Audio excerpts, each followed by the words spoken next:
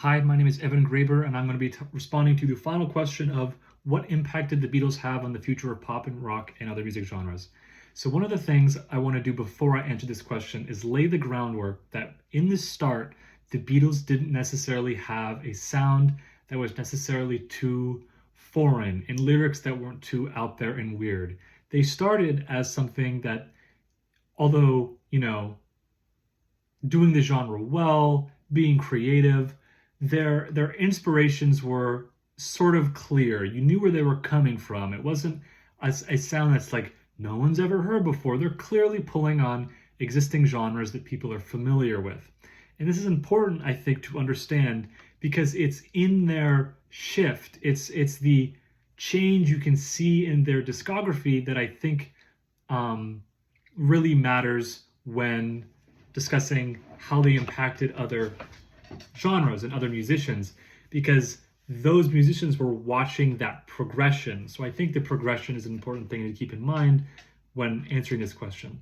So to start with, like songwriting, those original Beatles songs were not necessarily super out there in terms of songwriting. Doesn't mean they weren't good or effective, but Young Love is a topic that so many songs have been written about that the lyrical content, if you were to summarize what it's about, isn't necessarily new. But you really only have to get as far as Rubber Soul to start seeing a pretty big shift in that with songs like Norwegian Wood. The lyrical content of that is fairly strange if you compare it to a much tamer earlier work of the Beatles, as far as lighting fires. That's not something you would find in the first couple of Beatles albums.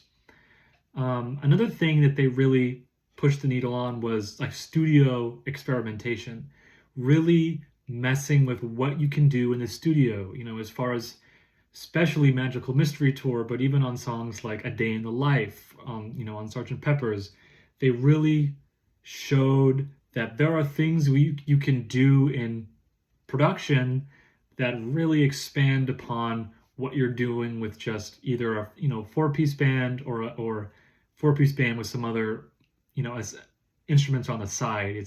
They really showed the breadth of like what you can do, and then obviously like stuff that I would say accumulated on like Abbey Road as far as great pinnacles of production. Another way that they pushed the needle on